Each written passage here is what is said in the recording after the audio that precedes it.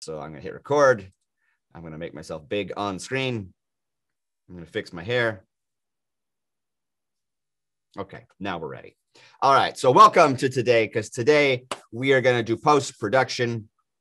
I'm going to show you here on my screen what I have for you. This will not be a very long lesson. I am hoping to get you out early today. Today, we are doing post-production, in which we will be discussing some organization and some editing. Just kind of a few things that you want to keep in mind and you want to remember as you begin editing your narratives. And you should begin editing your narratives. You do not need to wait until you've finished shooting everything to edit your narrative. I mentioned in the past that in the industry, in the professional industry, they'll actually have someone do a rough cut while they are on set of the scene that they are shooting, so that the director and the team can look at it and make sure that they have everything that they need for their film moving forward. And say, oh yeah, this is going to work. Oh yeah, this is going to cut together. That way they don't leave the set without missing anything. So editing happens very much in real time. Especially if you're like late for a deadline or something like that. Sometimes they'll be editing right there on set in between setups and stuff like that. So do not wait. If you've been waiting, do not wait. You should create a project today, and you should start editing the scenes that you have shot, because that will help you as you continue to move forward. It'll help you know what you have. It'll help you know what you're missing. It will help you know what you need to get. It'll save you and expedite the process, because you'll be getting materials that you don't have to worry about later. You'll be getting your sound effects and so on and so forth. So do not wait. If you have been waiting, the time for waiting is over. We must do post-production. So for starters, this is just kind of the overview of the things that I'm going to go over. We're going to talk about organization. We're going to talk about Slate information. We are going to talk about preferred takes. And we are going to talk about syncing sound. And all of these things are kind of things that you kind of already know, that we've kind of already talked about in previous lessons. We're just going to talk about it in the context of editing in post-production, and just to kind of remind you about how to go about doing this stuff. And just as a little bit of a refresher, because I think we learn through repetition. So I think it's sometimes helpful to have that reminder and a kind of refresh of information that you may already be kind of familiar with. So for starters, when it comes to your organization is like the most important thing ever. Okay, this is why we slate our work. This is why we try to be really neat in our bin. It's really important to be organized. Okay, this is not the same size of a project as you've done in the past. This is a much larger project than anything that you've ever created film-wise before, which means you have a lot of clips, and you did triangle coverage, most of you. So you've got a lot of clips. It's not just shooting the one shot you need. You probably shot the scene with 3 different angles, and now you've got to put all that together, and that's a lot of footage to edit through, plus all the different numbers of takes that you took for each shot. You're going to have a ton of shots to sift through. So organization becomes really, really key. Otherwise, you're going to waste so much time editing just looking for stuff. Okay? Don't be that person. Don't waste your time. Know where your stuff is. And the easiest way to make sure you know where everything is, that's right there at your fingertips whenever you need it, is to make sure that you stay really, really, really organized. So for starters, keep all your footage wherever you have it stored. Keep it organized. Keep it really organized. And then once it's organized, don't change it. Because remember, if you change it, Premiere will freak out, because Premiere is like, hey, I can't find this clip. It's gone, and you'll freak out. And it's your own darn fault, because you changed where your footage is, or you changed the name of your footage before you created or after you created your Premiere file. So once you're in Premiere, you can't change your storage. Otherwise, you got to relink everything, and you got to change everything. It's just going to make a big fuss for you. So have all of your storage organized into wherever you store it, on your computer, on your hard drive, wherever it may be. Make sure that it's stored really nicely and really cleanly. And then there's a number of different ways that you can do this. You can do it by scene. Okay. You can do it by sequence. Okay. Whatever makes sense for your movie. Because some of you have, really long scenes. Some of you have really short scenes that make up a sequence. How you're going to organize. You can do it by shooting day, if that makes sense for you. Whatever makes the most sense for your film, but keep it organized. Film goes here, audio goes here, or maybe they all go in the same folder, depending on if it's all the same scene, right? Like organize all of your stuff on your hard drive so that it's nice and clean and neat. And then you can bring it into Premiere. And when you bring it into your project bin into Premiere, again, keep it really organized.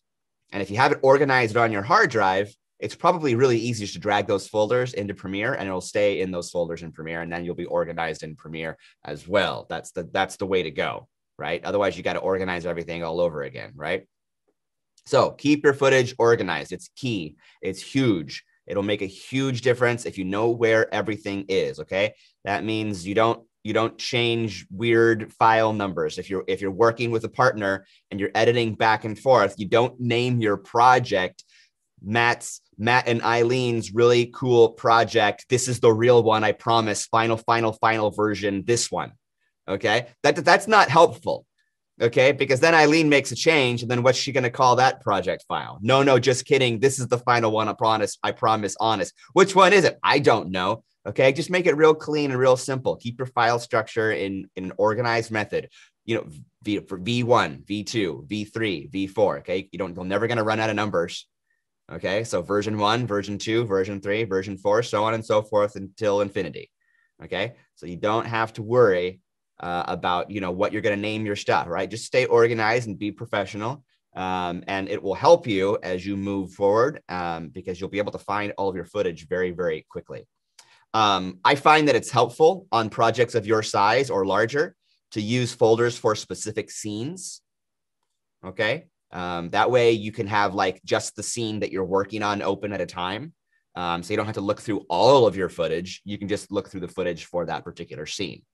So you can break down your folders, scene 1, scene 2, scene 3, and then you've got all your footage kind of lumped into there. I find that that's helpful. Okay, I think that works really, really well. But you might find a different strategy that works better for your film, depending on what you're working with. If you have a lot of camera angles, for example, maybe you did a 3-camera setup and you've got a lot of different angles, or maybe you've got even more stuff in there, that might still get really, really busy. Maybe you want to organize it, by certain parts of a scene. I don't know. Maybe you want to, or maybe you're shooting something that has a lot less dialogue and you have just a lot of visual elements and you didn't have necessarily a 3-camera setup. And so you have a lot of shots that, are not, huge in their quantity. Then maybe you don't want to number it by scene. Maybe you want to number it by act. Maybe you want to have your folders organized by the act or by the sequence. All right. Maybe that makes sense for you. It depends on your film and your unique needs. So choose an organization method that makes the most sense for you and your film, and then stick with it. Don't change it. Make sure you and your partner are on the same page, and don't adjust it halfway through. Okay. If you do it right, you'll know where everything is all the time. And that's really, really, really handy. When you are editing and working with a partner, especially now, because I know many of you are editing at home and then your partner's editing at home, and you're just going to send that project file back and forth with an updated version number, right? Okay. Working on scenes separately can be a really good way to work, right? And if you're organized, this can be really good, right? Because Eileen can work on scene 5 and I can work on scene 4, and then we can put those projects together later on. I can import her scene into my scene, or we can import both those scenes into a whole new project. Right? So that might be a good way, particularly given the circumstances where we're not always together in the same room editing like we normally are when we're in the film room. That might be a good way to expedite your editing and to keep things organized. I can work on this scene, you can work on that scene, and then we'll switch. So me and Eileen Eileen's going to work on scene 5. I'm going to work on scene 4. And then when I'm finished, I'm going to send her my work and she's going to send me hers. And then we're both going to revise each other's. Like, that's not a bad way to go. Right? To just have work on one scene, work on another scene, and then you can kind of start putting the film together that way. That might be faster than trying to go back and forth and back and forth and back and forth, and we're still stuck in scene 1. That in that regards. And if you're organized into your folders, that can be really, really helpful. Okay, slate information. We slated for a reason. The slates are important for a reason. And if you did it right, this is going to be a huge time saver. Hours and hours and hours of saved time if you did it correctly. Okay. So if you slated correctly, your slates will appear in your bin like this. This is what it will look like. And if you did it right, this is wonderful. You can just look at your thumbnails and be like, oh, here's scene 2, here's shot 2B, take 1. Here's shot 2B, take 2. Here's shot 2B, take 3, and so on and so forth. If you did it right, This is how it's going to look when you bring all your footage into your bin. I look at this image and it looks like they did it right. Although I can tell that that blue marker is kind of hard to read. So I would have been better if they'd used a darker marker than that blue marker, because the black's a lot easier to read than the blue. But I can still look at it and figure out which shot is which. It's in focus. I can see it. It's ready to go. Okay, so if you slated your work correctly, this is what your bin is going to look like. It's just going to be a bunch of slates. It's just going to be a whole bunch of slates, which makes finding the clip that you want really easy. And if you slated your audio on there, like I told you guys to do, that's also going to make finding your audio really easy. So now it's like so much time saved because all that information is right there at your fingertips. Okay. If you didn't slate your work correctly, or if the slate doesn't come up in the thumbnail, you can actually fix that just by changing the poster image in Premiere. So you take your mouse over and hover it over your clip, and you move that mouse to the left, to the right, until the footage in the bin advances, until the preview advances, and you can see the slate. And then you right click it and you just say set poster frame. And lo and behold, it will choose that for its thumbnail image. And now you've got your slate on there. So you can see all that information. This is really, really helpful. And it just speeds up the whole process in terms of finding your clips. Now, in the industry, they have an intern labeling all these clips. They'll actually change the names of the files. So instead of MVI 9335, 9336, 9337, so on and so forth, it will actually be shot 2A-1, 2A-2, 2A-3, and so on and so forth. So that the shots in the bin will actually be labeled the shots that they are. You can do that if you want to. It's more work for you. But if you're going to do that, you need to label that stuff before you import. Because remember, as soon as you change file names, Premiere is going to freak out. And it's going to wonder where all that footage is. So if you want to change all your file names to exactly what the shots are, that's fine. You can do that. In the industry, we have an intern doing that. Some intern that does that logs all the footage that gets paid almost nothing. And then the editors can just work with what they are given. You don't necessarily need to do that, because if you slated your work properly, you can see it all right there in the thumbnails. Okay. Which brings us to the preferred takes. Now, I encourage you guys to do this. When we had our last production lesson, we talked about preferred takes. Okay. And the preferred takes was when you're on set and Aksher gives a really good performance of himself eating cookies. And take number 3 was the one that looked the best. And everyone said, "Ooh, take number 3. That stuff was good. Mark that one, star that one." And I wrote down on my piece of paper, take number 3 for that particular shot. If you have been doing that on set, you're going to want that list handy with you. Okay. If you keep that list handy with you, that sure makes editing easier. Because if I have 5 or 6 or even 7 takes, but I know number 3 is the one that I like, I can just pull out number 3 and start working with number 3. I don't need to waste time looking at the other ones that I know I don't need. Okay. Now, I still might need those shots for something. I'm not going to delete those other takes. I still want them in Premiere, but I know which one I want to work with because I have my list handy. Okay. I have my preferred take. Okay.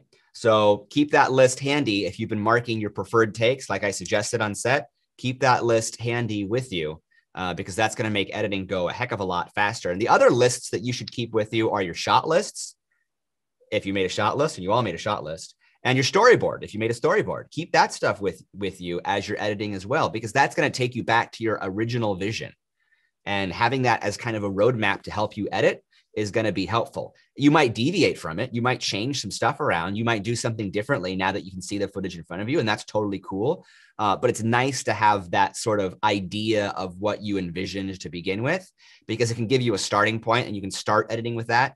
And then things will kind of come together a little bit more quickly. It can be really useful to have that with you when you're editing. So I would encourage you to have your shot list ready or open on another window or something like that when you're working with editing, because you might find that it brings some things to your remembrance that maybe you forgot you wanted to do when you got to the editing room.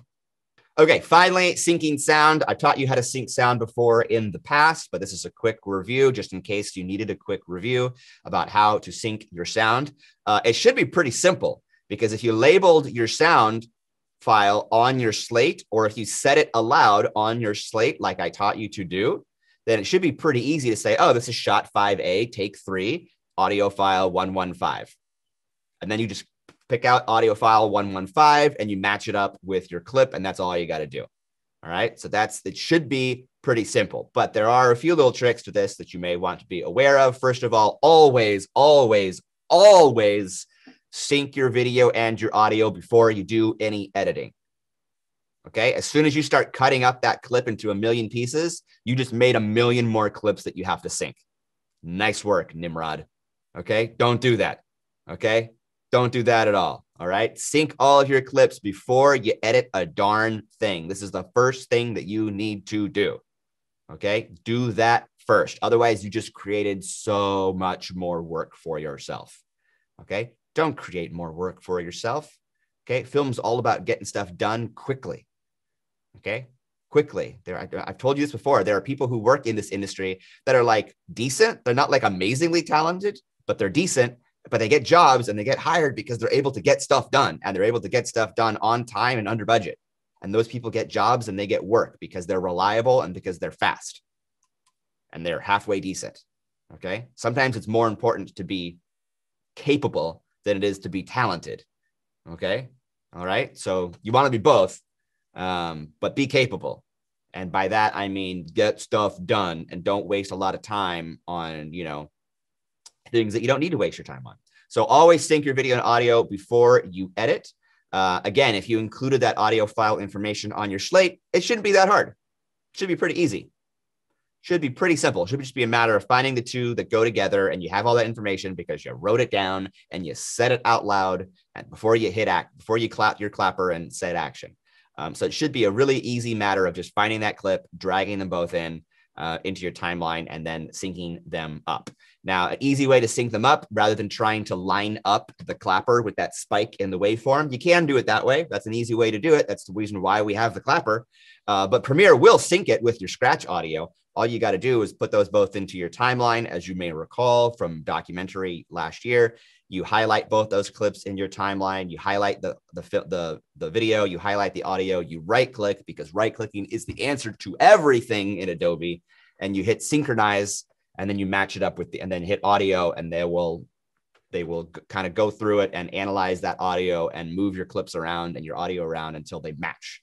And then lo and behold, you have video and audio lined up together. Then you can highlight both of those and link them together so that they're linked up, and then they're going to move together and all that kind of stuff.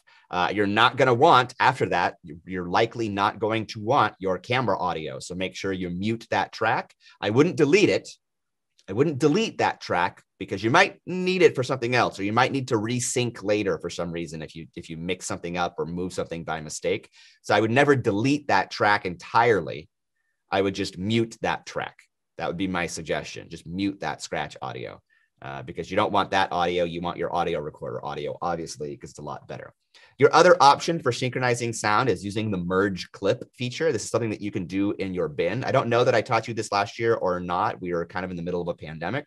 But one way that you can put your clips together and marry them together is to highlight them in the bin. If you were really good about this on set, if you were really good about making sure that every video file has an audio file and it's 1 for 1 and that's it, there's no extra files for one clip or nothing like that. This can be a really good method for you that you might want to experiment with.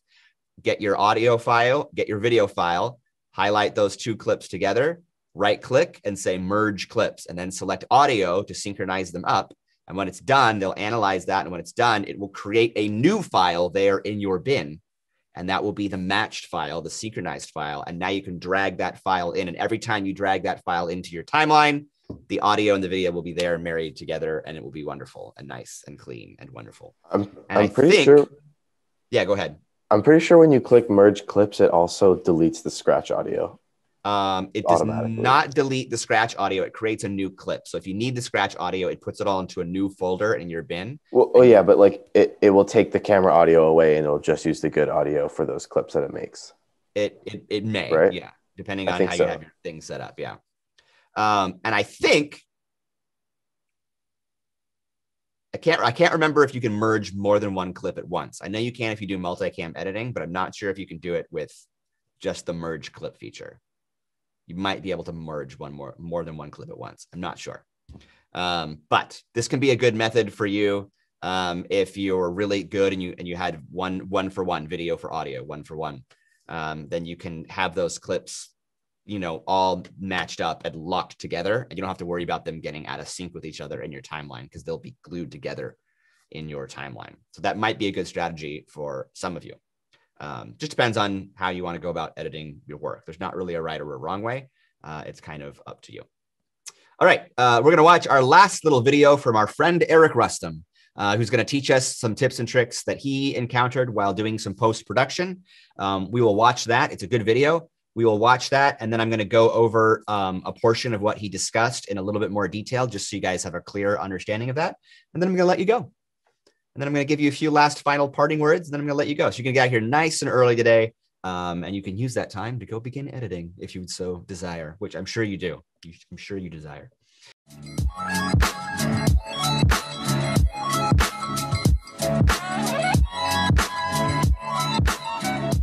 Hello and welcome to the post-production phase. My name is Eric Rustum, Joe, and today we are very excited to talk about some important tips in editing. Right, Joe? No. What? Why? I hate editing. I hate it. Oh, well, you want to talk about it? No, dude, I don't want to talk about it. So just leave me alone. Well, okay, let's get started then. One of the most important things to do when you're starting your Premiere project is to set up a system of organization. Being organized is paramount to shortening the amount of time it takes for you to edit. I'll walk you through my process. In my folders, I have all my dailies. I chose to organize my dailies by scene number and shoot day. So, for example, you can see that the Scene 2 folder is labeled SC2_1 for Scene 2 Shoot Day 1. In that folder are all my video and audio dailies. So, since I organize my dailies by scene, I might as well do the same when organizing my Premiere project. In my Premiere project file, I've created 9 sequences and 9 bins. Each sequence and bin is for each of the scenes in our film. After dragging in the dailies for the correct scene, then I can start editing on the correct sequence. Keeping the scenes separated by sequence is a good idea so as to not mess up any of the other edits of a different scene. Once we had edited all of our clips, we eventually had to get pickup shots, so we just made a separate bin for those as well. Of course, there should also be bins for sound effects, music, and other separate categories. I personally think this is the most basic level of organization you should have for your senior narrative. It makes everything go so much smoother and you always know where everything is. Next, let's talk about J and L cuts. J and L cuts are edits you can use in your film to improve its pacing. A J cut is when the audio from the next clip comes in before the cut is made. Here's an example. Dude, she might have left school for good. Well, if she didn't, she'll probably be at that party on Friday. An L cut is the opposite, when the cut is made before the audio of a previous clip finishes. Here's an example of that. Dude, she might have left school for good. Well, if she didn't, she'll probably be at that party on Friday. These types of cuts are useful because you can become immersed in the dialogue scenes with changes in pace. In a conversation, you don't just look at someone only if they're talking. You look back at the other person's reactions. It's a constant back and forth. So, when editing your dialogue, make sure you implement these cuts where it makes sense. I hope you learned more about those two elements of post-production. Now let's move on to some general tips. Always, always, always synchronize your audio clips before you even begin editing them together. This is crucial to saving time because trying to synchronize audio clips after you've edited will take literal hours. Hopefully you have a list of preferred takes that you made during your shoots, so you would only have to find those clips and sync them in the sequence with the right-click Synchronize Audio. Only then can you start editing. When editing your audio levels, the most important thing to remember is that you should try and get as close to 0 as possible, but without peaking. While your dialogue should be loud in that regard, your music and ambience should not reach the same level. Often when you're editing, clips can end up on multiple lines. When editing scene by scene, try consolidating on the smallest amount of lines you can to avoid a confusing mess. For example, this is the type of timeline you should absolutely not have for this project. You're not making a feature film here. Here's a Joe tip. Save frequently.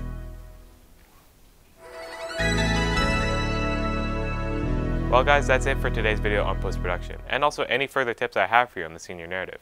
I wish I had more for you guys, but honestly, I think you'll have to learn a lot of this stuff on your own. There will be a lot of challenges up ahead, but I know that you'll come out of this experience knowing that you learned a lot. Yeah man, I'll never forget the day I finished my senior narrative. It felt awesome to know I just did that, you know? Thank you, Joe. Looks like you've lightened up a bit. Yeah, I'm sorry, man. It's just when we were editing our senior narrative, we dragged all of our footage off of our SD card. When we got the red screen of death, Mr. T yelled at us in front of the entire class, and he called us. Wow, he said all of that? Yeah, dude, he called us. Wow, well, I'm sorry about that. It's fine. I never really liked the raccoon tunes anyway. Well, that's also a good tip for editing, so thank you, Joe. Sure, dude. Thank you all for watching. I hope those tips were helpful, and good luck on your senior narrative.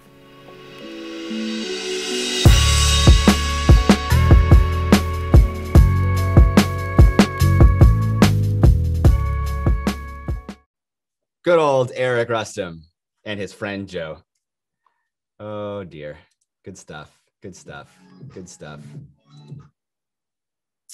Okay, so I did want to take a minute just to kind of go over that part about L cuts and J cuts, because I actually do think that can be really, really helpful to you. In fact, this was really helpful to Eric, which is why he included it in his little project here. Eric knew what those things were, but he didn't know that he sort of knew it intuitively, but he didn't understand that it was this whole concept in film. He didn't know they were called L cuts and J cuts. And I remember watching his rough cut and saying, dude, you got to condense this. You need some more L cuts and J cuts. And he was like, I don't know what that means. I said, here, let me show you. And we kind of worked out together. And when we were done, we took his 15-minute film and we turned it into an 11-minute film. And we didn't lose a single line of dialogue. And we did it all through L cuts and J cuts. And all of a sudden, all of the scenes that just kind of felt a little clunky, that kind of felt a little slow, all of a sudden they just started working on all of these different levels. Everything just started moving a whole lot better. So this is a really good tool that you can use to utilize when editing, because it can really make kind of everything come together. So an L cut and a J cut. So it makes everything more fluid. Everything becomes more fluid. There's a whole flow to your scene. Instead of feeling like one clip and then another clip and then another clip, it starts to feel, the whole scene starts to feel like one big long clip that was never cut at all. That's the goal. That's what you want. You want it to feel like there's not any cuts at all. You want it to feel like people don't notice the cuts. And to make people not notice the cuts, you can overlap that audio one way or the other. So it cuts early or it cuts later than the video. It doesn't always have to cut at exactly the same time as the video. Does that make sense? You don't have to always cut, well, this person's turn to talk. Now it's this person's turn to talk. Now it's this person's turn to talk. You don't have to cut that way. You can cut before or after they start talking. Okay. And it begins to, and doing so makes the whole scene just feel a little more fluid. But it also allows time for characters to react. Remember, characters reacting to stuff is just as important as them speaking their lines, maybe even more so. All right. So if I'm doing our cookie scene with Aksher, and Aksher and I are talking about cookies, right? And he says something amazing about cookies, like we want a shot of me reacting to that, right? So you're going to want those reaction shots. We talked a lot about that before when we were doing our acting lesson, as you may recall, right? So make sure that you use L cuts and J cuts in this way, because it's going to allow you time to show the character reactions in ways that you couldn't before.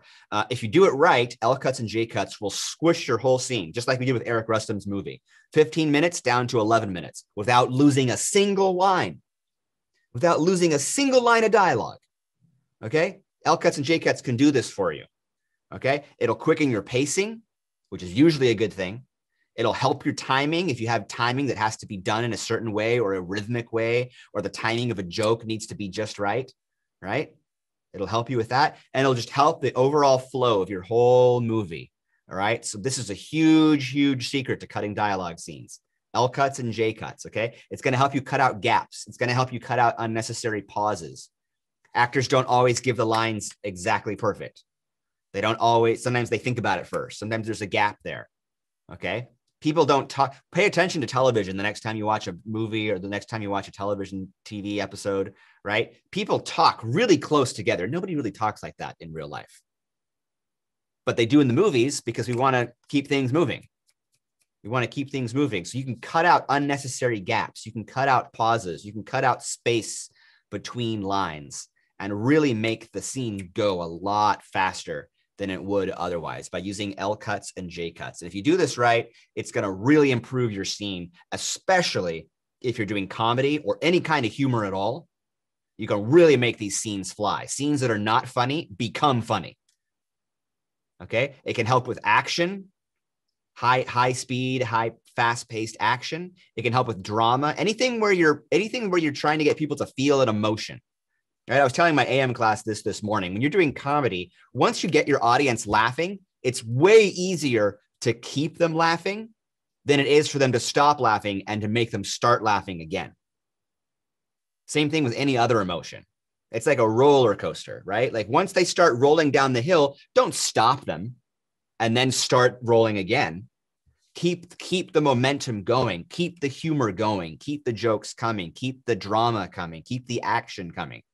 And if you do that, if you keep them going, it's way easier to keep them feeling that emotion, to keep them feeling happy or sad or angry or in love, or to keep them laughing, right? You can do that by squishing your scene and by improving the pacing. And L cuts and J cuts can help you do that. Okay, it's a huge secret to making it all work and come together. So when you do it in your timeline, just to recap, it's going to look something like this. Okay, you got an L cut on the left and a J cut on the right. And when you see it like this, you start to understand why it's called an L cut or why it's called a J cut, because it makes a little L or it makes a little J. We're learning our letters today, just like in Sesame Street. Okay, all right. So the L cut is where the audio keeps going and the video cuts first. And the J cut is the opposite, where the audio cuts first and the video keeps going and cuts later. Okay, which one you choose just depends on the scene. It depends on the characters. It depends on the dialogue. It depends on who the main character is. It depends on what reaction you need to see in that moment. You might do some here and some there. It totally just depends on your scene. There's no right or wrong, which one's the right one or which one's the wrong one, which one's better or more effective for that scene. But when you cut stuff like this in this way, you can start to really put dialogue right next to each other. And you can start to really trim a little bit here, a little bit there, a little bit there, a little bit there, a little bit there. And before you know it, that 5-minute scene that you had turns into a 3-minute scene, or that 3-minute scene turns into a 1.5 minutes. And now it's funny. Now it's great. Now it's action packed. Now it's, a lot more emotion, or a lot happier, a lot more sad, or a lot more romantic, or whatever it is you're going for. Okay. So really utilize this. This is really going to help you. All of you, anyone with a dialogue scene. Okay, you really want to take advantage of this. It can really help the pacing of your film. All right, some other last things to remember. Then I'm going to let you go and begin your journey of editing. Okay, some other key things to remember. These are all things I taught you before. These are all things from previous lessons. Okay, but don't forget about them, because sometimes we get so focused on what we're doing in the moment, we forget about all the other good stuff that we've learned in the past. So things to remember: your 3-act structure. Remember your 3-act structure way back when we had that lesson as a junior narrative film project, right? The 3-act structure. Remember, you got your first act, second act, third act, beginning, middle, and an end. And your first act and your third act are about the same size, and your second act is a little bit bigger. Okay, you can look at your timeline when you're editing your stuff together, and you can look at it. You're playing with blocks in your timeline. Is this block bigger than that block? Is this first act bigger than act 3? Is this third act bigger than act 2? Is there a problem here? Okay, if you're having a problem with pacing and you can't put your finger on it, look at this first. Look at your act structure. Does it make sense? A film of your size, it's okay if the first act is a little bit longer than maybe it ought to be, because you need time to set up the characters. You need time to set up the world. That's not uncommon in a short film to have a first act that's a little bit longer. And then a second act that's also a little bit longer, and then a third act that's a little bit shorter. That's okay. It's not the worst thing in the world. But ideally, you want that first act and that third act to be the same size, and that second act to be a little bit longer. Okay. Your scenes, remember this from our screenwriting lesson? Your scenes often have their own 3-act structure. Each scene has a little beginning, middle, and an end to it. And the 3-act structure still applies to those scenes. So be thinking about your scenes. If you're having a problem with the scene, it doesn't feel right, the pacing feels off, it feels a little slow, I'm not sure what the problem is, divide up that scene into first act, second act, third act. Is the first act too long? Is the second act too long, too short? Is the third act too long, too short? Start cutting and editing and trimming and adjusting things so that you follow the 3-act structure within each individual scene. That is a good way to help you if you have a scene that's kind of struggling in some way. Obviously, that's something that you probably want to do when writing instead of in editing. But in editing, it's going to matter too, because that's the final product. And you're starting to trim that stuff and edit that stuff in order to make it flow. So take that into consideration as you are editing. Do not forget your establishing shots. Do not forget your B-roll. These are things that can help you transition between scenes. These are things that can help you link one scene to the next. Don't forget your Griffiths pattern. This is Griffiths pattern, way back, the stuff that we studied way so long ago when you were a junior, okay? Do not forget about Griffiths pattern where we do the establishing thing. This is the location in which the story takes place. This is the building in the location in which the story takes place. These are the characters inside the location that the story is about. And here is our main character with the close-up. Remember all that when we did that with Griffiths pattern way back when? Okay, don't forget about that. Oftentimes my seniors, they get so focused on cutting their triangle coverage and doing their L cuts and their J cuts that they totally forget about their establishing shots. They totally forget to create the world that these people are living in. And it starts to feel kind of static. It starts to feel kind of dry. It starts to feel a little disjointed and not complete, like it hasn't been fully fleshed out. Don't forget to show that beautiful montage of the school where the kids are attending, you know, their classes or whatever in your story, right? Don't forget to add that stuff in to kind of link your scenes together and to create that sense of a world that you are creating, okay? Show, don't tell.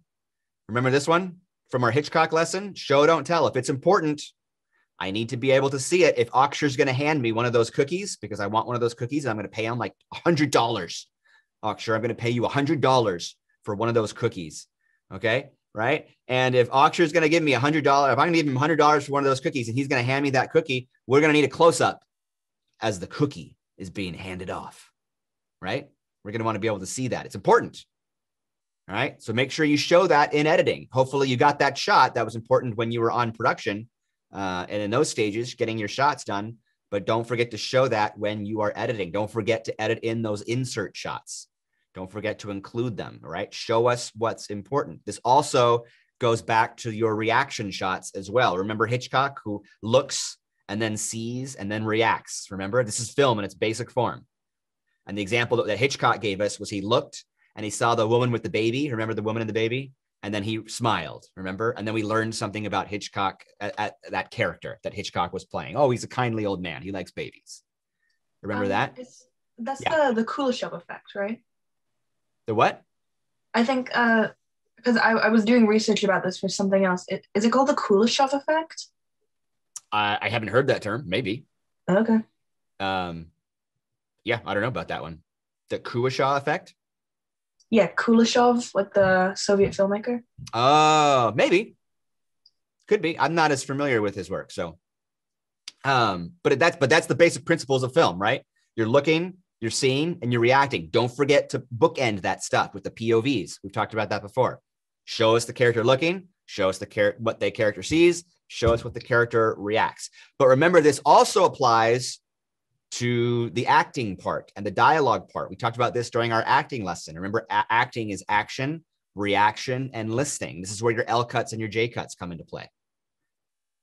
Show your characters acting, reacting to what is being said, and listening, right? It helps bring that world together. It helps us feel like we're involved in that conversation. We're part of that conversation that is taking place. Okay.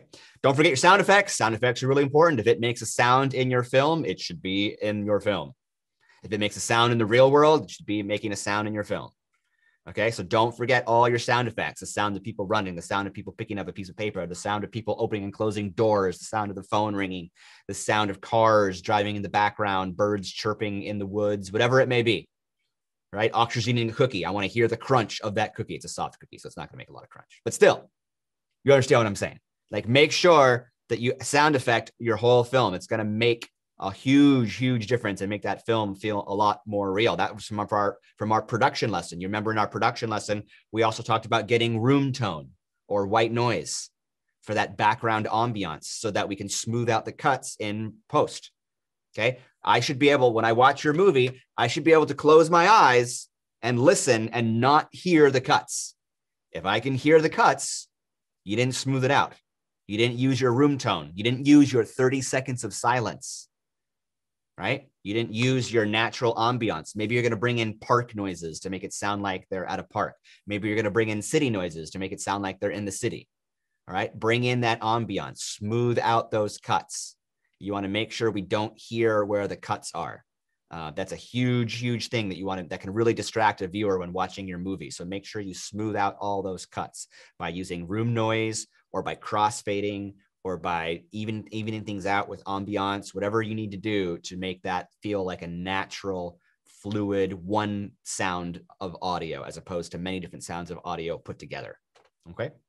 And then finally, don't forget about color grading. I taught you guys color grading a long time ago. I taught it to you guys as juniors, which I don't always do with juniors. You guys were just a cool bunch. So I decided to teach it to you as juniors. But we also talked about this in our film mode lesson, where we talked about how color grading can affect the mood or tone of your film.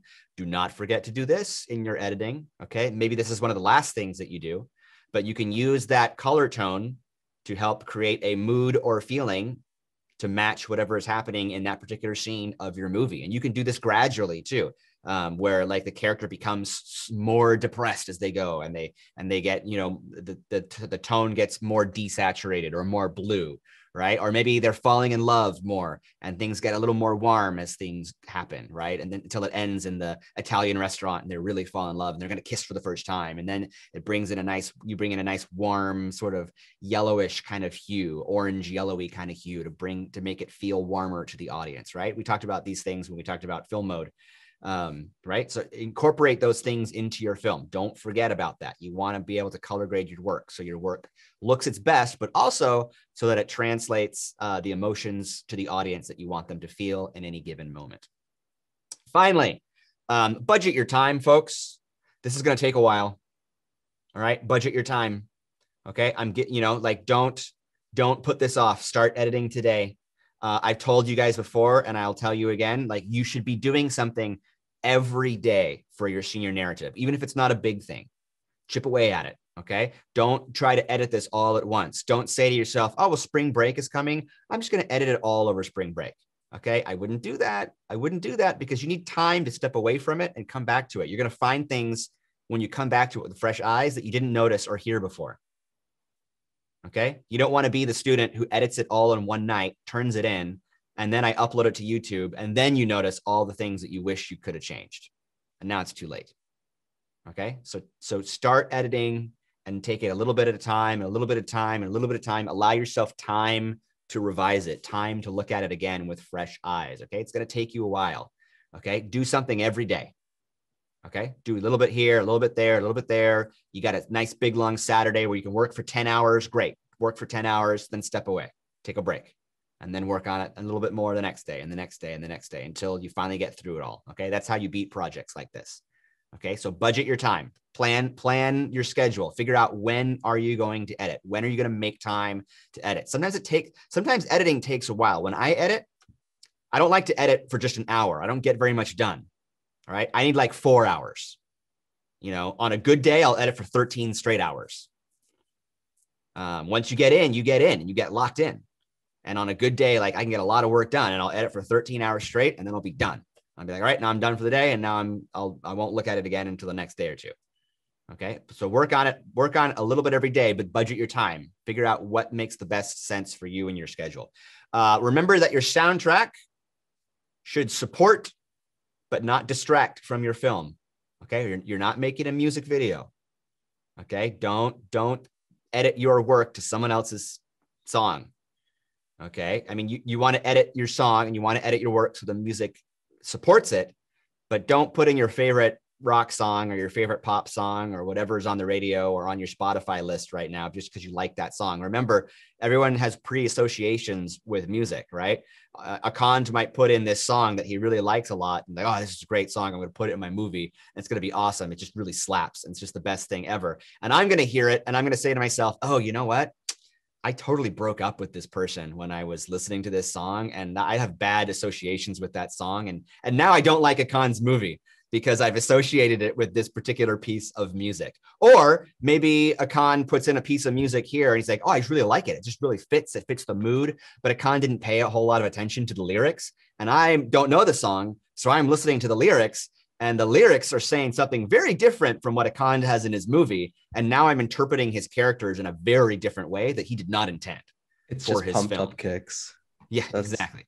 So be careful when you're using other people's music in this regard. Okay. I always encourage you not to use copyrighted, contemporary music.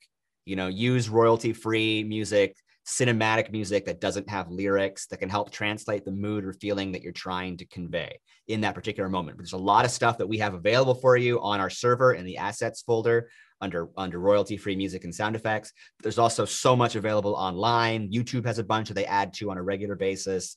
There's Purple Planet, which has a whole bunch of good stuff.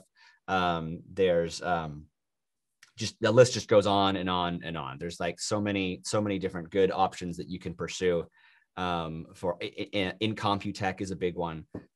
Different ones that you can use for your film. You're not making a music video for someone else's music so that you can put it up on YouTube and it either gets taken down because you stole someone else's music, or it gets littered with ads and someone else makes money off of your work just because you use their song. Right? That's not fair, and it's dumb, and you don't want that to happen. So use musical scores that support your film. Okay. Sometimes you're going to have scenes that don't need music because some music would only distract from the emotion that you're trying to convey. So be smart about how you use your soundtrack and what soundtrack you use so that it doesn't distract your audience. Get feedback on your rough cuts. Because of time, we're probably not going to have an opportunity to watch your rough cuts in class. That's probably not going to happen. Okay. I will watch your rough cuts. Okay. I will watch your rough cuts and I will offer you feedback for your rough cuts. And you're all going to turn a rough cut into the Dropbox folder, the Google Drive folder. So they will be there. I would encourage you to watch other people's rough cuts and give them comments because I'm sure they would appreciate it. I would encourage you to seek out feedback from others. If you want to send your rough cut to everyone and say, hey guys, I'd really love it if you gave me some feedback and some critique. I need another set of eyes. I'll do the same for you. Right? I'm sure that people in this class would be happy to watch your rough cut and offer you support in that way. I'm sure you can show your rough cut to your friends outside of film. You can show your rough cut to your parents. You can show your rough cut to your siblings, anyone who's willing to watch it. Okay. Get feedback, get critique. I will offer you feedback and critique, but I'm only one person and I'm not right all the time. Okay. I have opinions. Okay. But my opinions are just as valid as anyone else's. Okay. So don't rely just upon me. I can give you my experienced opinions in film, and maybe that's worth something, but your opinions are valuable too. So share it with each other, share it with other people, share it with other audiences, and get feedback. Hollywood does this all the time. They show their films, they show their rough cuts to test audiences, to see if the audiences react, because sometimes people in the industry react differently to audiences who have less experience with film. Right? That's an important part of making your film marketable. That's an important part of getting your film in a state where people want to watch it. Okay. Sometimes audiences want different things than what the studios want. So you have to think about that and take that into consideration. That's part of the business. Okay. So get feedback on your rough cuts. And that's it. That's my advice. Good luck. Good luck. You can do this. You can absolutely do this. Okay. But don't wait. Don't wait. I want you to start right away. So if you haven't already done so, my suggestion to you would be to organize your footage today. Organize your footage. Remember, organization is one of the most important things you can do. Organize your footage on your computer or on your hard drive today. Create a project, bring in that footage, get it organized in Premiere. At the bare minimum, you can do that today. You don't need to edit anything today. You can start editing today if you wanted to, but at the bare minimum, you should get that stuff organized and get it organized into Premiere. That gets the ball rolling. And then I would start editing and start editing and start editing and start editing with your partner and send those project files back and forth and use version numbers so that you don't accidentally delete any work that you've done.